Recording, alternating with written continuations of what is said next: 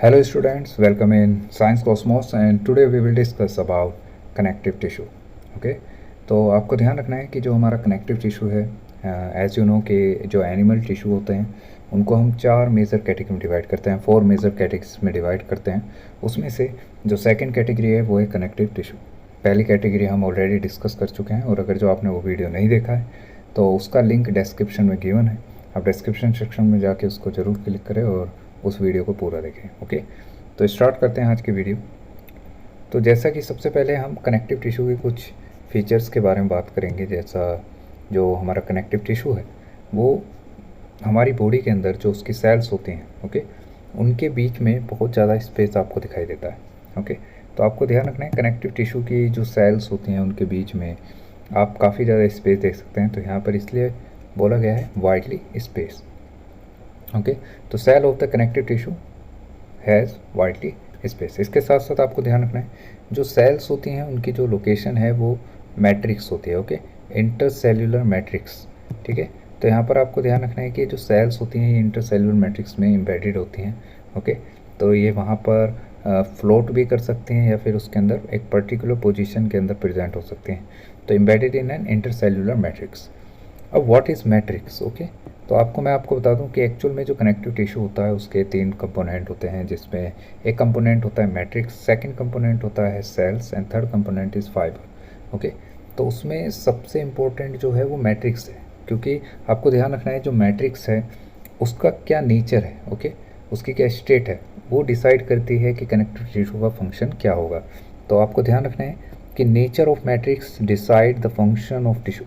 तो अगर जो हम पूछें कि जो फंक्शन है कनेक्टिव टिश्यू का वो किस पर डिपेंड है तो आप क्या बोलेंगे? मैट्रिक्स, ठीक है। तो मैट्रिक्स वो स्ट्रक्चर है जो कनेक्टिव टिश्यू का फंक्शन डिसाइड करती है। ओके इसके साथ साथ आप जब कनेक्टिव टिश्यू को देखेंगे तो उसके अंदर आपको कुछ फाइबर्स भी दिखाई देते हैं और वो जो फाइबर्स हैं वो वाइट और येलो होते हैं, ठीक है। तो white and yellow fibres are present in connective tissue. Okay तो मैट्रिक्स एक्चुअल में जो टोटल कंपोनेंट्स है कनेक्टिव टिश्यू के उसमें से एक कंपोनेंट है।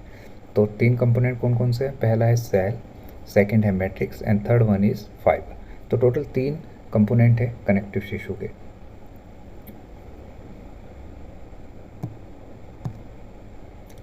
अब हम बात करेंगे फ्लूइड और या we can say vascular tissue की, ठीक है। अगर जो हम देखें it is a type of connective tissue, तो इसमें सबसे पहले आता है ब्लड। ओके तो एक्चुअल में जो ब्लड है, ठीक है, एज यू नो कि ब्लड का क्या इंपॉर्टेंस है हमारी लाइफ में। तो ब्लड एक तरह का कनेक्टिव टिश्यू है और एज यू नो कि ये हमारा एक लिक्विड स्टेट में पाया जाने वाला कनेक्टिव टिश्यू है। ओके तो अगर जो हम देखें तो ये लिक्विड स्टेट में क्यों होता है? क्योंकि इसका जो मैट्रिक्स है वो कैसा है? फ्लूइड नेचर का है। ओके तो इसीलिए प्लाज्मा जो है वो कैसे मैट्रिक्स है? उसकी फ्लूइड मैट्रिक्स है, ठीक है। और उस मैट्रिक्स के अंदर आपको फ्लोटिंग सेल्स दिखाई देंगी और उन फ्लोटिंग सेल्स को कार्पोसेल्स कहते हैं, ठीक है। तो ये जो कार्पोसेल्स होते हैं या जो इनके अलावा जो भी मटेरियल है उसका जो ट्रांसपोर्टेशन है, ठीक है, वो प्लाज्मा की हेल्प से होता है। तो ब्लड में एक कंपोनेंट होता है प्लाज्मा, जैसे कि आप यहाँ देख सकते हैं जो येलोइश कलर का जो फ्लूइड आपको दिख रहा है, ठीक है, सेल्स के अलावा उसको हम प्लाज्मा कहते हैं। तो जो प्लाज्मा है, ठीक है, एक्चुअल में ये क्या है? लिक्विड कंपोनेंट ऑफ ब्लड है, ठीक है। तो ब्लड का जो लिक्विड कंपोनेंट है उसको हम क्या कहते हैं? प्लाज्मा कहते हैं। तो प्लाज्मा का फंक्शन क्या है? Transportation of various material such as nutritive substance, gases, excretory products, hormones etcetera. तो ये सारा जो मटेरियल है उसका जो ट्रांसपोर्टेशन है, जो ब्लड उसको ट्रांसपोर्ट कर रहा है वो प्लाज्मा की हेल्प से कर रहा है, ठीक है। तो प्लाज्मा मोस्ट इंपॉर्टेंट पार्ट है ब्लड का, क्योंकि इसका जो मेजर कंट्रीब्यूशन है वो 55% होता है। कितने परसेंट होता है? 55%। तो ब्लड का जो टोटल वॉल्यूम है, जो 55% ऑफ पार्ट ऑफ ब्लड जो है वो किससे बना है? प्लाज्मा से बना है। इसलिए इसका मोस्ट इंपॉर्टेंट रोल है। आप देख सकते हैं यहाँ पे कि प्लाज्मा आपको दिख भी रहा होगा, ठीक है। तो इससे पता चलता है कि जो हमारा प्लाज्मा है उसके अलावा ब्लड का जो सॉलिड कंपोनेंट है जिसको हम 3 कैटेगरी में डिवाइड करते हैं, red blood cells, white blood cells and platelets.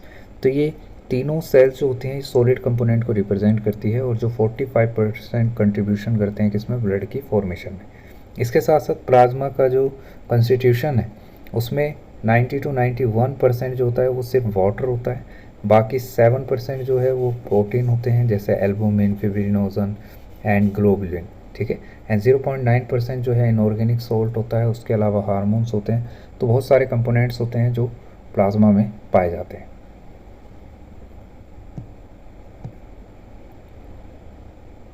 अब हम बात करेंगे सॉलिड कंपोनेंट का, जिसको हम कहते हैं कार्पोसल्स। एक्चुअल में जो ब्लड है उसका जो सॉलिड कंपोनेंट है उसमें हम ब्लड सेल्स के बारे में डिस्कस करते हैं, ठीक है। किसके बारे में? ब्लड सेल्स के बारे में। तो यहाँ पर सबसे पहले हमें समझना है कि ये सॉलिड कंपोनेंट है और इसका जो कंट्रीब्यूशन है वो 45% होता है। तो ब्लड का जो 45% पार्ट है वो किससे बना है? कार्पोसल से बना है, जो सॉलिड कंपोनेंट को रिप्रेजेंट करता है। आप देख सकते हैं यहाँ पे कि जो ब्लड सेल्स हैं वो 3 टाइप से हैं, जिसमें पहला जो टाइप है वो रेड ब्लड सेल्स है, जिसको बायोलॉजिकल लैंग्वेज में एरिथ्रोसाइट्स कहते हैं, ठीक है। और इनका जो मेन फंक्शन है वो है ऑक्सीजन एंड कार्बन डाइऑक्साइड का एक्सचेंज, ठीक है। तो उसको कैरी करने का जो काम है हमारे ब्लड में वो रेड ब्लड सेल्स का होता है और इनको बायोलॉजिकल लैंग्वेज में हम एरिथ्रोसाइट्स कहते हैं। सेकंड जो टाइप है वो है वाइट ब्लड सेल्स, जिसको ल्यूकोसाइट्स के नाम से जाना जाता है, ठीक है। एक्चुअल में ये जो ल्यूकोसाइट्स होते हैं इनकी कैटेगरीज आप देख सकते हैं, जिसको हम 2 कैटेगरीज में डिवाइड करते हैं। एक ग्रैनुलोसाइट, अगर जो आप इन डायग्राम्स को ध्यान से देख रहे हो तो इनका जो साइटोप्लाज्म है उसमें आपको dot like structure, granular structure दिख रही होगी, इसलिए हम इनको ग्रैनुलोसाइट्स कहते हैं। तो ये शुरू के जो 3 सेल्स हैं ये ग्रैनुलोसाइट कैटेगरी में आते हैं। बाकी जो लास्ट की 2 सेल्स हैं वो एग्रैनुलोसाइट हैं। उनको एग्रैनुलोसाइट क्यों कहा गया है? क्योंकि उनका जो साइटोप्लाज्म है वो नॉन ग्रैनुलर है, ठीक है। उसमें ग्रैनुअल्स आपको ऑब्जर्व नहीं होंगे। तो ग्रैनुलोसाइट जो सेल्स होती हैं उनमें 3 कैटेगरी आती है, न्यूट्रोफिल, एसिनोफिल्स, बेसोफिल्स। और एग्रैनुलोसाइट में लिम्फोसाइट एंड मोनोसाइट। तो ये कैटेगरीज आपको याद रखनी है, ठीक है। तो सबसे पहले आरबीसी की हम बात करते हैं तो उसमें आपको ध्यान रखना है कि इसको एरिथ्रोसाइट्स भी कहते हैं। इसके साथ साथ आपको ध्यान रखना है कि इनका कलर कैसा होता है? रेड होता है। तो रेड कलर क्यों है? क्योंकि उसके पीछे जो रेस्पॉन्सिबल पिगमेंट है that is called respiratory pigment, जिसको हम क्या कहते हैं? हीमोग्लोबिन कहते हैं। और हीमोग्लोबिन का जो मेजर फंक्शन है वो क्या है? ट्रांसपोर्टेशन ऑफ ऑक्सीजन, ठीक है। तो ऑक्सीजन का जो ट्रांसपोर्टेशन है by the help of RBC, वो किसकी वजह से पॉसिबल है? हीमोग्लोबिन की वजह से है, जो एक रेस्पिरेटरी पिगमेंट है और ये रेड ब्लड सेल्स को रेड कलर प्रोवाइड करता है, ठीक है। ये इसके 2 फंक्शन हैं। इसके बाद हम बात करते हैं डब्ल्यूबीसी की, जिसको हम वाइट ब्लड सेल्स या ल्यूकोसाइट्स कहते हैं, ओके। इन्हें हम सोल्जर्स ऑफ द बॉडी कहते हैं। सोल्जर्स ऑफ द बॉडी कहने के पीछे रीज़न है बिकॉज एज यू नो कि जो पैथोजेंस होते हैं such as virus and bacteria, जब वो हमारी बॉडी में एंटर करते हैं तो उससे लड़ने का जो काम है वो किसका है? वाइट ब्लड सेल्स का। इसलिए हम इनको सोल्जर्स ऑफ द बॉडी भी कहते हैं। इसके साथ साथ जब हम इनकी शेप की बात करते हैं तो ये इरेगुलर इन शेप होती हैं, एमोबॉइड शेप भी होती है और फैगोसाइटिक इन नेचर होती है, ठीक है। फैगोसाइटिक सेल्स होती हैं ये। फैगोसाइटिक क्यों कहा जा रहा है? क्योंकि ये जो सेल्स होती हैं ये solid component as a virus या बैक्टीरिया, ठीक है, या डेब्रिस जो होती है ब्लड के अंदर, उसको डाइजेस्ट करने के लिए कैपेबल होते हैं, ठीक है। तो इसलिए हम इनको फैगोसाइटिक सेल्स कहते हैं, क्योंकि सॉलिड मटेरियल को एनगल्फ या डाइजेस्ट करते हैं, ठीक है। इसके साथ साथ जैसा यहाँ लिखा है, protect our body by engulfing bacteria and other foreign particles, तो उनको एनगल्फ करके हमारी बॉडी को प्रोटेक्ट करती हैं, ठीक है। तो इस तरीके से देखा जाए तो हमारी जो डब्ल्यूबीसी है, जब हम उसके क्लासिफिकेशन की बात करते हैं, ठीक है, तो उसे 2 पार्ट्स में क्लासिफाइड किया गया है, ग्रैनुलोसाइट एंड एग्रैनुलोसाइट, ठीक है। ये डिपेंड करता है कि साइटोप्लाज्म में आपको ग्रैनुलर स्ट्रक्चर दिख रही है या नहीं दिख रही है। तो जैसे कि आप यहाँ देख सकते हैं कि इसमें ग्रैनुअल्स ऑब्जर्व हो रहे हैं, इसलिए इसको हम ग्रैनुलोसाइट कह रहे हैं।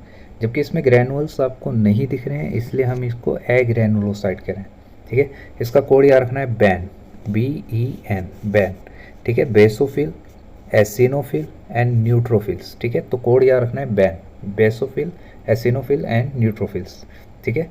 और जो लिम्फोसाइट और मोनोसाइट हैं ये किसके अंदर आती हैं? एग्रैनुलोसाइट्स के अंदर आती हैं, okay. Now we will discuss about blood platelets. Blood platelets आपको ध्यान रखना है, जो ब्लड प्लेटलेट्स होती हैं, ठीक है, जिनको हम दूसरे शब्दों में थ्रोम्बोसाइट्स कहते हैं, ये वो सेल्स हैं जिनका मेन फंक्शन होता है क्लोटिंग, ठीक है। अगर जो आप इन डायग्राम्स को देखें तो यहाँ पर आप देख सकते हैं कि यहाँ पे ब्लड क्लोट्स बन रहे हैं। ब्लड क्लॉट्स मीन्स जब हमारी ब्लड वेजल्स वॉल्स डैमेज होती हैं, जैसे कि आप यहाँ देख सकते हैं कि ब्लड वेजल डैमेज होने की वजह से जो आरबीसी है वो बाहर निकल रही है, ठीक है। यहाँ से जो ब्लड होता है वो बार बार ब्लीड होता रहता है, मतलब फ्लो करता रहता है। इस तरीके से हमारी बॉडी में जो ब्लड का लॉस है वो एक्सेस हो जाएगा, उससे हमारा बीपी जो है या हमारा जो ब्लड प्रेशर है, जो हमारा हार्ट है, उस पर अफेक्ट पड़ेगा। तो एज यू नो कि जो आरबीसी है उसके साथ साथ आपको यहाँ पर कोई सेल्स दिखनी होंगी जिनको हम कहते हैं प्लेटलेट्स। इनका मेन फंक्शन यही होता है कि जब ब्लड वेजल्स वॉल डैमेज हो जाती है तो वहाँ पर ये सेल्स ग्रुप में मतलब इकट्ठा होकर एग्रीगेट होकर वहाँ पर फाइबर्स जनरेट करती है। आप येलो कलर के स्ट्रक्चर देख रहे हैं, ठीक है, ये फाइब्रिन है जो एक्चुअल में एक थ्रेड लाइक स्ट्रक्चर होती है और इसका मेन फंक्शन होता है क्लोट को बिल्ड करना, ठीक है। अब ये जो क्लोट है इसकी वजह से जो ब्लीडिंग हो रही थी, मतलब ब्लड जो वेजल से बाहर जा रहा था वो रुक जाएगा, ठीक है। तो इस तरीके से देखा जाए तो सबसे पहले ब्लड प्लेटलेट्स जो होती हैं जिनको हम थ्रोम्बोसाइट्स कहते हैं, इनकी शेप आपको ध्यान रखनी है, स्पिंडल शेप होती हैं, कॉर्नर से नैरो होती हैं और बीच में से थोड़ी सी ब्रॉड होती हैं। इसके साथ साथ इसका मेन फंक्शन क्या है, ये क्लोटिंग में हेल्प करते हैं। इसको हम डिटेल में क्लास 10th में जो चैप्टर 6 है उसमें इसके बारे में हम डिटेल से डिस्कस करेंगे, ठीक है। Now we will discuss about skeletal connective tissue, ठीक है। तो इसका जो पहला पार्ट है वो है बोन। तो सबसे पहले हम मैट्रिक्स ऑफ बोन की बात कर लेते हैं, ठीक है। तो ये वेरी हार्ड, डेट मीन्स बहुत ज़्यादा हार्ड होती है। कारण क्या है कि अगर जो हम देखें तो यहाँ पर कुछ सॉल्ट्स होते हैं जिसकी वजह से जो मैट्रिक्स है बोन की वो बहुत ज़्यादा हार्ड होती है, ठीक है। जैसे कि यहाँ पे कुछ सॉल्ट दिए गए हैं, calcium phosphate and calcium carbonate. तो कैल्शियम फॉस्फेट और कैल्शियम कार्बोनेट 60 to 70%, ओके, इनका मेन कंट्रीब्यूशन, इनकी प्रेजेंस आप देख सकते हैं कितनी ज़्यादा है, ठीक है। तो 60 to 70% कैल्शियम फॉस्फेट और कैल्शियम कार्बोनेट जो है वो मैट्रिक्स के अंदर होने की वजह से ये इसको हार्ड बनाता है, ठीक है। इसके साथ साथ आपको ध्यान रखना है कि जो हमारी बोन्स होती हैं उनके अंदर एक प्रोटीन पाया जाता है जिसको ओसिन कहते हैं, ठीक है। तो उस प्रोटीन का नाम जो उसके अंदर पाया जाता है उसको हम क्या कहते हैं, ओसिन। ये बोन में पाए जाने वाला प्रोटीन है, ये बात आपको याद रखनी है, ठीक है। नेक्स्ट जो पॉइंट है वो है ओस्टियोसाइट। ओस्टियोसाइट आप यहाँ देख भी सकते हैं कि एक्चुअल में जो ओस्टियोसाइट है ये कितनी सारी हैं, ठीक है। ये बोन फॉर्मिंग सेल्स होती हैं। अगर जो हम देखें तो ये वो सेल्स हैं जो बोन को फॉर्म करती हैं, ठीक है। तो हमारी बॉडी में जो बोन्स की फॉर्मेशन है वो ओस्टियोसाइट की वजह से होती है। और एज यू नो ये एम्बेडेड इन हार्ड मैट्रिक्स, आप देख सकते हैं कि ये इस मैट्रिक्स के अंदर प्रेजेंट है, ठीक है। तो मैट्रिक्स जो होती है बोन की उसके अंदर जो सेल्स पाई जाती हैं उनको हम ओस्टियोसाइट कहते हैं। और यहाँ पर अगर जो हम देखें तो matrix deposit in the form of concentric layer of lamella formed around a central canal. तो यहाँ पर वाइट कलर का जो मटेरियल आप देख रहे हैं, ठीक है, वो एक कैनल के सराउंडिंग में है, ठीक है। तो आप देख सकते हैं इन सराउंडिंग ऑफ कैनल, ठीक है, ये किस फॉर्म में पाया जाता है, लेयर्स ऑफ लैमेला, ठीक है। तो ये जो कंसेंट्रिक रिंग्स बन रही हैं इनको हम लैमेला कहते हैं और इनके बीच में जो स्पेस पाया जाता है उसको हम इंटरस्टिशियल लैमेला कहते हैं। तो ये बात आपको याद रखनी है कि जो लैमेला है, ओके, वो क्या है, जो हमारी ओस्टियोसाइट्स हैं, ठीक है, वो एक कंसेंट्रिक रिंग बनाती है इन साइड मैट्रिक्स, ठीक है। तो उसको हम लैमेला कहते हैं in surrounding of a central canal. इसके साथ साथ आपको ध्यान रखना है कि bone cells occupy small space between concentric layer of matrix. तो यहाँ पर मान लीजिए कि हमारी बोन सेल है जिसको हम ओस्टियोसाइट कह रहे हैं, ठीक है। तो ओस्टियोसाइट जो है देख सकते हैं आप कितना स्मॉल स्पेस ऑक्यूपाई कर रही है, ठीक है। तो यहाँ पर इसकी संख्या बहुत ज़्यादा होने की वजह से, ठीक है, जो बोन सेल्स हैं जिनको हम ओस्टियोसाइट्स कहते हैं वो यहाँ पर आप देख सकते हैं इस तरीके से अरेंज है जिससे आप मैट्रिक्स यहाँ पर देख नहीं पा रहे हैं। लेकिन अगर जो हम देखें तो बोन सेल्स का जो स्पेस है वो बहुत स्मॉल है क्योंकि उनका जो साइज़ है वो बहुत स्मॉल है और ये वहाँ पर किस फॉर्म में पाई जाती है, कंसेंट्रिक लेयर की फॉर्म में पाई जाती है, किसमें, मैट्रिक्स में।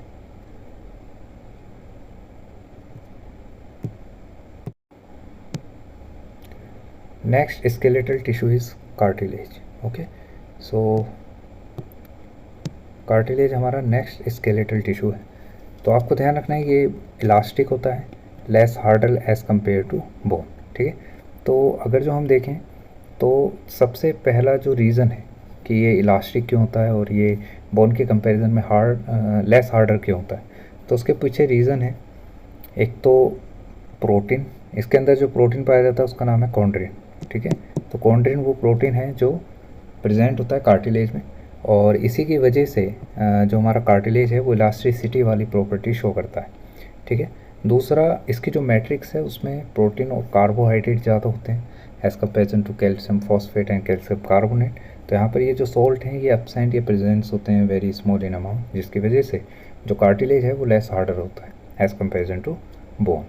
दूसरी बात आपको ध्यान रखना है कॉन्ड्रोब्लास्ट, ठीक है। कॉन्ड्रोब्लास्ट आपको यहाँ पर दिख रही होंगी, ठीक है। कॉन्ड्रोब्लास्ट एक्चुअल में आपको ध्यान रखना है ये कार्टिलेज फॉर्मिंग सेल्स होती हैं, मतलब कार्टिलेज को बनाने वाली जो सेल्स हैं उनको हम कॉन्ड्रोब्लास्ट कहते हैं, ठीक है। और ये प्रेजेंट होती हैं लैक्यूने में। लैक्यूने क्या है, अगर जो आप ध्यान से इन सेल्स को देखें तो इन सेल्स के सराउंडिंग में जो स्पेस है उस स्पेस को हम लैक्यूने कहते हैं, ठीक है। तो लैक्यूने वो एग्जैक्ट लोकेशन है जहाँ पर आपको ध्यान रखना है कि हमारी जो कॉन्ड्रोब्लास्ट हैं वो प्रेजेंट होती हैं, ठीक है। तो इनके सराउंडिंग में जो ये स्पेस आप देख सकते हैं, ठीक है, इसी को लैक्यूने कहते हैं। नेक्स्ट आपको ध्यान रखना है कि हमारी बॉडी में एक्चुअल में जो कार्टिलेज स्केलेटल टिश्यू है वो प्रेजेंट कहाँ होता है। तो आपको ध्यान रखना है कि जॉइंट्स ऑफ बोन में होता है, और नोज़ में होता है, ईयर में होता है, ट्रैकिया और लैरिंग्स। ये कुछ पार्ट्स हैं जो एग्ज़ाम में पूछे जाते हैं, तो ये लोकेशंस आपको याद रखनी है कार्टिलेज की, ठीक है। इसका जो फंक्शन है वो क्या है, फ्लेक्सिबिलिटी प्रोवाइड करना। आप जानते हैं कि हमारी जो बॉडी है उसमें कुछ ऐसे रीजन्स है जिनका फ्लेक्सिबल होना बहुत ज़रूरी है, क्योंकि उसी की वजह से हम मूवमेंट और लोकोमोशन कर पाते हैं। इसके साथ साथ इसकी टेंसाइल स्ट्रेंथ भी बहुत ज़्यादा होती है, ठीक है। तो टेंसाइल स्ट्रेंथ ज़्यादा होती है और ये फ्लेक्सिबल होता है, that is the function of cartilage.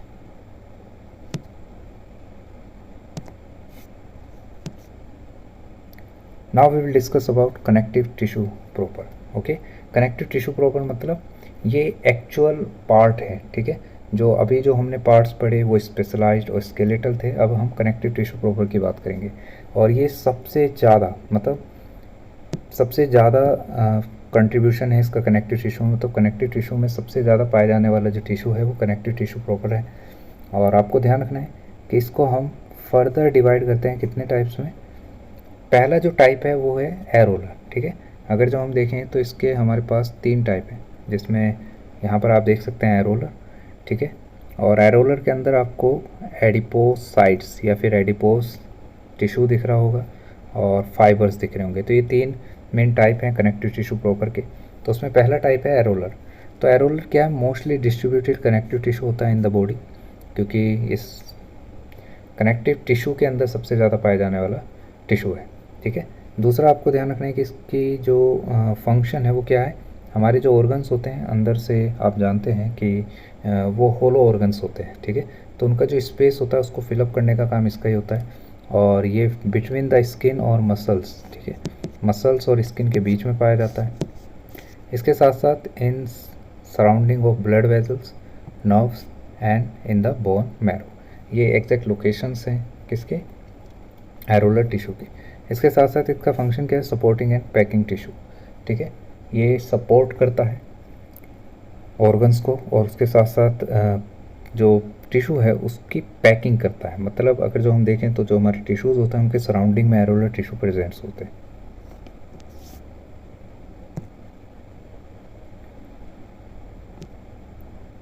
Next है फाइब्रस कनेक्टिव टिश्यू, ठीक है।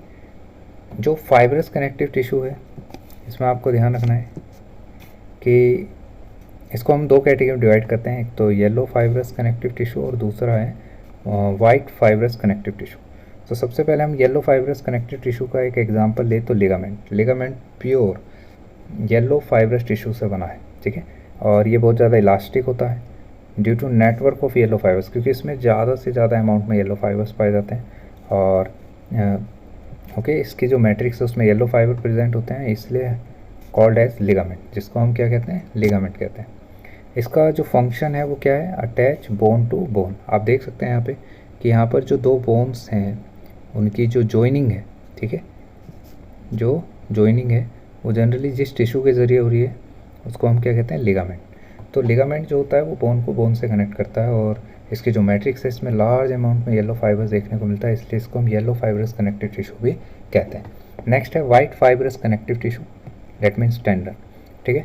इसके अंदर वेरी लिटिल मैट्रिक्स होती है, ठीक है। मैट्रिक्स का जो अमाउंट है बहुत कम होता है और इस मैट्रिक्स के अंदर वाइट फाइबर्स लार्ज अमाउंट में होते हैं। ये नॉन इलास्टिक इन नेचर होता है ठीक है, हार्डर होता है एज़ कंपेरिजन टू लिगामेंट। इसके साथ साथ आपको ध्यान रखना है bundle of this tissue is called as tendon. और टेंडन का जो फंक्शन है वो क्या है, अटैच मसल्स टू बोन। आप यहाँ देख सकते हैं जो स्केलेटल मसल्स हैं, ठीक है, उनकी जो अटैचमेंट है किसके साथ, बोन के साथ, वो किसके ज़रिए हो रहा है, टेंडन के ज़रिए हो रहा है। तो टेंडन का फंक्शन क्या है, मसल्स को बोन से कनेक्ट करना।